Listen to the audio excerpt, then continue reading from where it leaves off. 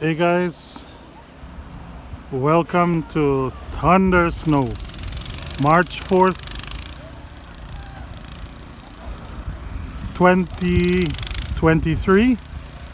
Look at what's going on here. I think it's the most we've ever had in Markham. Looks beautiful.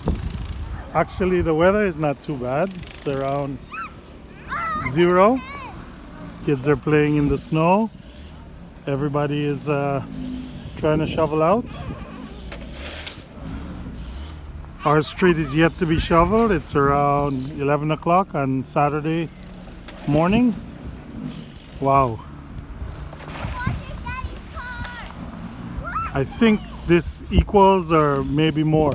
They said last winter in around January 15th to 22nd we had 53 centimeters. I'm not sure how much this is, but it looks like it pretty much can equal that. Anyways, looks like we'll be getting going soon. 6 degrees tomorrow, so the snow was not as bad as we thought. It's not so heavy. Alright guys, that's what's happening here in the land of Raidas, Markham, Ontario, South End.